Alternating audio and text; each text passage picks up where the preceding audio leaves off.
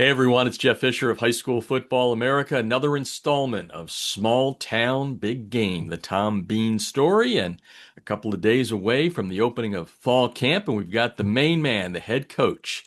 His name is Blaine McBride. If you're a Texas football person, you're going to know that last name of McBride, and we're going to talk about his dad Joe here in a little bit. But Coach, welcome. Glad to Thank you. talk to you today, and B, thank you for welcoming High School Football America into your family here, so we can tell this little story about your little tiny Texas town.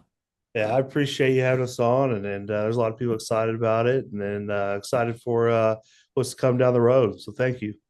Well, we've got you. This is your first year as head coach. You have been there prior as the OC, and I think that's probably where I want to start with this, which is you got the background, but now you're the head cheese, the CEO, and all that for the people around America. And I've talked to Bobby Acosta already. I've talked to your quarterback Donnie Hooten, but I haven't asked this question to them, which is quite simply for the people around the nation watching this. How do you describe high school football and Tom Bean? How does a football team fit into the fabric of the community?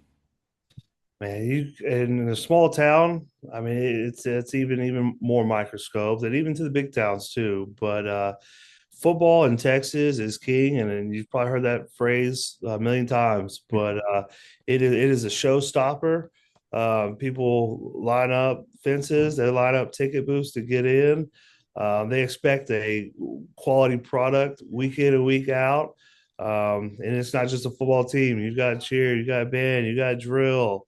You've got I mean, you see the stadiums; they got suites in there for board members, and it is a showstopper. They people come to see a great product, and that just bleeds into the community, and it's a lot of places it's the flagship. I mean, it starts with getting the school year.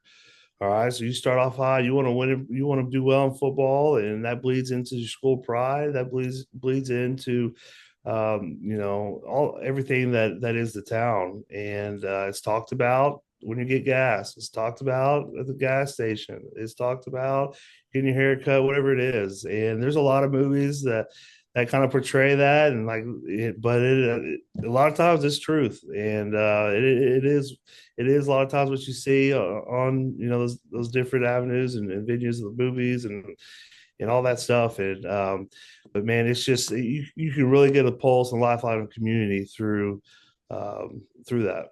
Yeah, that's one of the biggest questions I get around the country. It's like, have you been to Texas? Is that stuff really true, or is that just Hollywood? I don't know. It's the real deal, and I look forward to seeing it. We're working on. We're going to either be there in the middle of September or the end of September to get a first-hand glance at what you guys do there at Tom Bean. But let's talk a little bit of football now. We're recording this on Friday. We're going to run it, let's see, probably Saturday. So you got camp opening in a couple of days at least. We're going to say that. And just, what's as a first year HC, you've been there before, but as the HC, what is it like for you right now? Do you got those nerves just like the players are going to have? Oh yeah, it's just your first time. You think what you're going to kind of experience, and then once you get in that seat, think, and it may be what you expect, and then more. And a lot of times it is more. And pulling from the OC role, you kind of have a narrow vision of, hey, offense and how do we operate day to day, depth charts, things like that, and getting scripts up. But you move into the head coaching role. There's so many other things besides just X's and O's that involve around your seat, and you're grooming and organizing coaches and getting them ready to go for the year, and you're dealing with things that from scheduling EMTs at games to making sure you have a script ready for a pregame and organizing different, whether it's cheer or band, get them all on the same page and organize a script pregame all the way up to kickoff, the national anthem, who's doing that. So it's as you get into that seat as a head coach, there's so much more to run a program, and sometimes you got to put that aside and all right, hey, I got to go football mode right now. There's a lot of things that could distract you, and it's so important as a head coach to hire great people Yeah. because there's so many times that things come up like that, and you got to, man, really trust that staff you build. Say, hey, man, yeah, I need you to take this right, take over in this area, and while I deal with that, and then you get back into head coach mode, and sometimes that happens more as a small town head coach. And there's some things that maybe bigger size school head coaches don't have to. But there's just so much that it takes to run a program and operate and function day to day than just the X's and O's and you know, making sure everything's running smoothly and so yeah, there's a lot to it, and so hiring really well is a big piece of it. Yeah, you know, all this, you know, baptism under fire at this point. Like you said, most people don't realize that you're doing more than just being a head coach. There's a lot, Right. and there's other sports too. But anyway, Yeah. this is probably a good time to go back to what I said earlier. You have some DNA there from Dad, and we had the pleasure of speaking with Dad on our podcast back during his great run there at Coppell. And I'm wondering, as you go into this, I mean, have you bent his ear a little bit? Any advice coming from Dad that kind of, hey, Blaine, you do it this way. Think about this. Do it that way. What's that relationship like as you take this endeavor? Yeah, me and my father have a great relationship.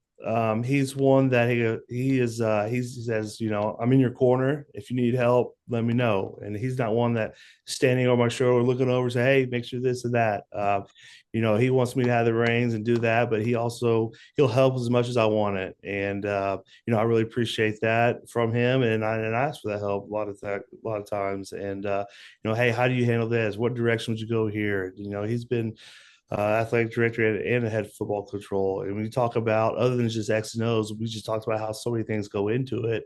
How do you deal with this? How do you deal with that? And you know, and so if you don't know, you can't have too much ego not to ask. You know, if you don't know something, and having him in my corner just to lean on or rely on, and just having somebody in your core that understands kind of your grind you're going through and your stress levels and what parts of the year are really stressful, and a simple call like, hey, how's it going, man? I know you need to make sure you prioritize your family or prioritize this and don't get spread too thin. And at some point, you got to narrow in on football and not let the other stuff that takes to run an entire program kind of, you know, pull you one way or this way. So, you know, he has great perspective of what this job entails. He does a great job just being in my corner, and I try to do everything for me and just, hey, so I'm here if you need me. I'm here if you need me. And when I need him, he has great perspective of what this job takes. And you know, having him in my corner has been huge. I've got, I think, every male on his side of the family, on my side of the family, are football coaches at Oh, different points. Some are coordinators, some are okay. assistants. So it is. I grew up in a field house, and you know, it's something I've wanted to do for a long time, and been planning for that. And you know, I appreciate for him, and having him in the corner in my corner is huge. And you know, I want to make a name for myself as well, and I'm proud of what he's done and family's done. But you know, it's time for me to make a name for myself, and so yeah. Take the family business to the Yeah. next level. Dad, three Yeah. plus decades, right, Yeah. in the profession, which is awesome. Which it gives me the one last question about here before we get into back to the team and all that. But hey, since you've been around him so long, right, and he's not only been an HC, he's worked at all levels, just like everybody else. I mean, do you ever hear yourself when you say something going, "Huh, that's Dad," and any of that? Yeah, yeah. From work to being a father of my own. I mean, myself. I'm like, you know, hanging with my kids, and they do something. I got to correct them a certain way. I turn around, like, man, I look the same way he looked at me. You know, whether it's mannerisms, crinkling the eye, or pointing the finger. So from that all the way to into the football world. Me and him are really tight. And we grew up in a field house. I spent many hours in the hallways waiting to go home for his meetings to be done. And so when you're around that, it just kind of gets ingrained in your DNA. And the next thing you know, you're in that position and you're spitting out some of the same things, the mannerisms, and people that have been around them. Now that I've gotten older, I'll do something. They'll kind of turn and look at me, and, man, you sound just like your dad. And I said, well, I appreciate it. Yeah. And so yeah, he's just me and him really close, and our passions aligned.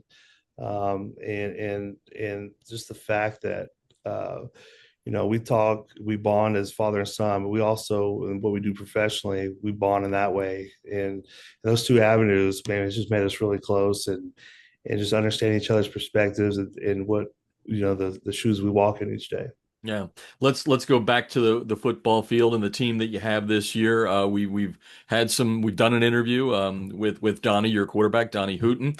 Very impressed with him. I mean, I've seen the film. The film kind of speaks for itself, but I've been very impressed with him as an individual, a teenage individual who I think is kind of a little bit beyond his years. At least that's my, I've known him for a week type of analysis of him. But I just wanted to start there. We'll go a little bit more to some of the other names, but let's talk about Donnie and the guy that's running the show, QB1 in Texas. That's a big deal, even if you haven't watched the show or the movie. Tell me a little bit about Donnie and your analysis of him. Yeah, Donnie's a great kid. He's a high character kid. He performs well in the classroom, in the hallways, and as well on the field. He's a multi-sport athlete.